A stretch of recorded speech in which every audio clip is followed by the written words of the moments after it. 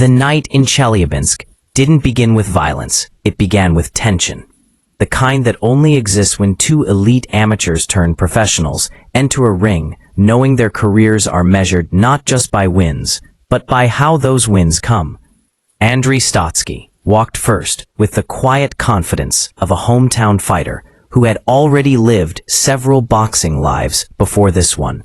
A gold medalist in youth championships, a technician shaped inside one of the deepest national systems in the sport. A man who learned patience by waiting years just to wear the senior national colors. Across from him came Madiyar Saydrakhimov, bigger, longer, carrying not just physical size, but unresolved history.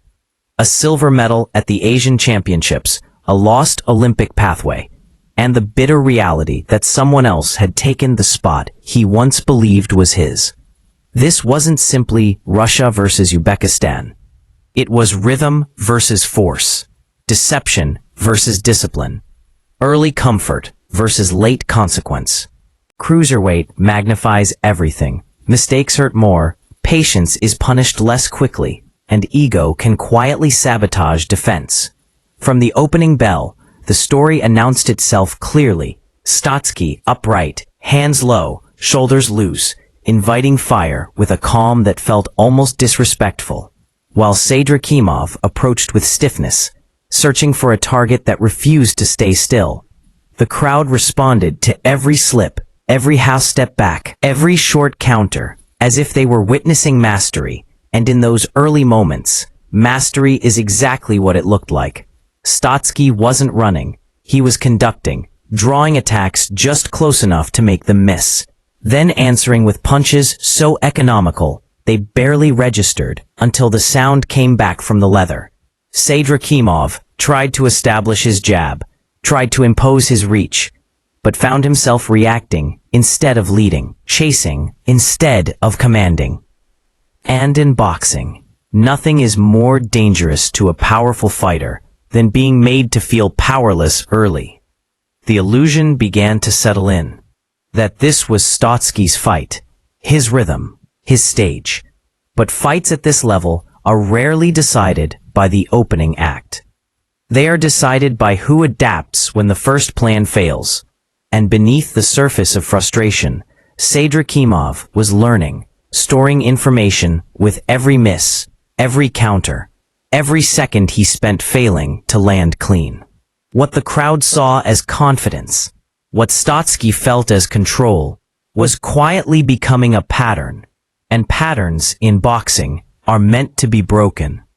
There is a dangerous moment in boxing where dominance feels permanent, where an opponent's frustration becomes a source of comfort rather than caution. And that moment arrived early for Andrey Stotsky. His low lead hand continued to invite the right hand. His upright posture made him look hittable, yet the distance was always just wrong for Saydrakhimov. Just far enough to miss clean, just close enough to eat a counter. Every time Saydrakhimov stepped in, Stotsky edged back, barely moving his feet, trusting timing instead of speed, trusting experience instead of urgency. The punches he threw were short, straight, almost dismissive, not designed to damage, but to remind his opponent that rushing would be punished. Remind him that power doesn't matter if it can't land. Remind him that boxing is not a weightlifting contest. The crowd fed into it, responding to clean shots with approval that only emboldened the Russian further. But illusion is the most expensive luxury in combat sports. The problem wasn't that Stotsky's style didn't work. It worked beautifully. The problem was that it required perfection, and perfection is hard to maintain when the man in front of you refuses to stop coming. Saydrakhimov began to adjust subtly, not rushing as much, watching Stotsky's head movement, noticing the moments after a slip where the counter always came from the same angle. The right hand still missed more than it landed, but when it did land, even glancing, the reaction was different. Stotsky absorbed it cleanly, but the body language shifted for just a moment. A small pause, a half second longer, before resetting. Those moments are invisible to casual viewers, but scream to fighters. They tell you where the door might open if you knock often enough. Still, the illusion held through the first 2 rounds. Stotsky looked relaxed, smiling at times, hands loose, breathing controlled, enjoying the chaos he had created. Saydrakhimov, meanwhile, was burning energy trying to force solutions, rather than let them arrive. And yet, inside that frustration was something important. Resilience. Many fighters break when a puzzle won't solve quickly. Saydrakhimov stayed present. He didn't abandon the right hand. He didn't panic. He simply began to throw it straighter, shorter, less loaded. It wasn't enough yet, but it was the beginning of something far more dangerous than anger. Clarity.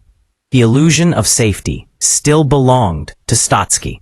But illusions don't end suddenly. They crack first. And the crack had already formed.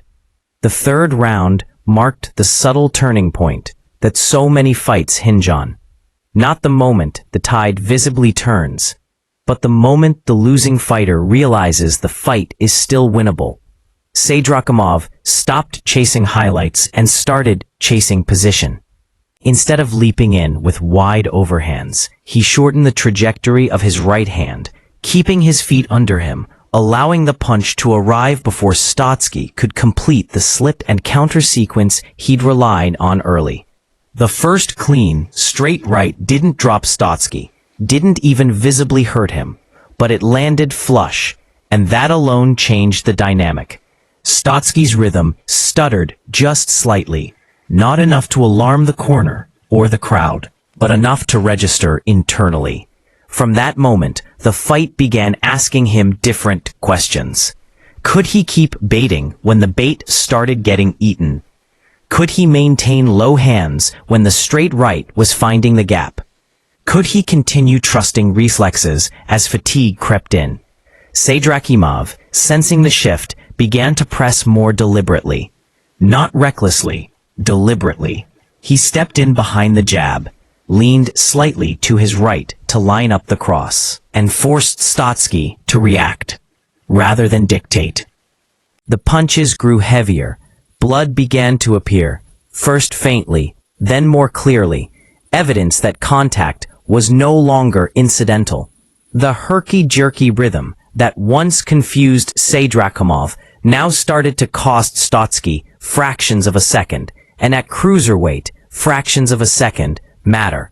Stotsky still landed counters, still showed craft, but the exchanges no longer ended cleanly in his favor. Where earlier he'd slip and answer freely. Now he was absorbing a shot before responding, and that changes everything psychologically. The fight was no longer about making Saydrakhimov miss. It was about surviving long enough to keep scoring. And that's a far more exhausting proposition. Saydrakhimov had solved the first layer of the puzzle. He didn't need to hit Stotsky often. He just needed to hit him reliably. And with every straight right that pierced the guard or snapped the head back, confidence replaced frustration. The crowd sensed it too. The noise changed. What had been admiration turned into anticipation. Something was coming. The fight was no longer stylistic chess. It was becoming a test of durability. By the 4th round, the fight had shed its early elegance and embraced its true nature. Pressure versus preservation. Stotsky's movement slowed, not dramatically, but noticeably. His feet settling more than sliding. His head movement slightly less exaggerated. His counters thrown with just a touch less snap. Saydrakhimov, on the other hand, looked increasingly comfortable in the chaos. He had accepted that he would take shots to give shots, that perfection was not required. Persistence was. The right hand became the axis of the fight, landing from different moments, sometimes straight, sometimes cussing, sometimes chopping down as Stotsky leaned back. Even when it didn't land clean, it forced reactions that limited Stotsky's options. The low lead hand that once invited mistakes now invited punishment. The upright posture that had helped him see punches coming now made his head a predictable target. Cuts began to worsen, the accumulation of contact and occasional head clashes adding urgency to every exchange. Still, Stotsky refused to fold. He fired combinations, stepped inside when necessary, showed the heart that had carried him through years of elite competition. But heart alone doesn't stop momentum. Saydrakhimov began muscling him in close, not to wrestle, but to sap energy, to remind him that size matters when timing fades. The Russians' counters grew wider, more desperate, a sign that control was slipping. And in boxing, control is everything. The fourth round wasn't decisive on the scorecards, but it was decisive in narrative. It told the story of a fighter losing the luxury of comfort, and another discovering the patience required to win. Saydrakhimov had learned that he didn't need to rush the finish. The damage was arriving on schedule. The fifth round is often where truth reveals itself, and this fight was no exception. Stotsky entered with visible damage, swelling and blood transforming his face into a map of the rounds that had slipped away.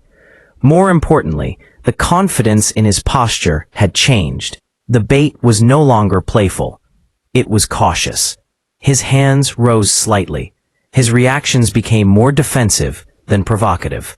Saydrakhimov sensed it instantly. He stopped trying to end the fight with one shot and began breaking it with sequences, landing the right hand, stepping across, following with another. The straight right pierced the guard repeatedly, snapping Stotsky's head back, forcing him to clinch for the first time. The crowd watched the transformation with a mix of tension and inevitability. The illusion of untouchability had evaporated, replaced by survival instincts. Saydrakhimov smelled the finish, but remained disciplined enough not to smother his work. He was no longer frustrated. He was focused. Stotsky still showed moments of brilliance, sharp jabs, short right hands, but they were moments now, not patterns. The round ended with Saydrakhimov firmly in control, the outcome no longer a question of if, but when. Boxing rarely rewards stubbornness when adaptation is required, and Stotsky was now fighting the consequences of his earlier comfort. Entering the sixth and final round, Saydrakhimov made the most important adjustment of the fight. He simplified. No loading up, no chasing, just straight punches down the middle, thrown with balance and intent.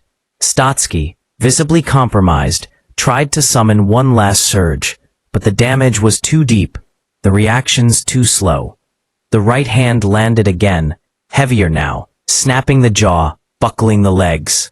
A knockdown followed, not dramatic, but devastating in its clarity. This was not a flash moment. It was the inevitable result of sustained pressure.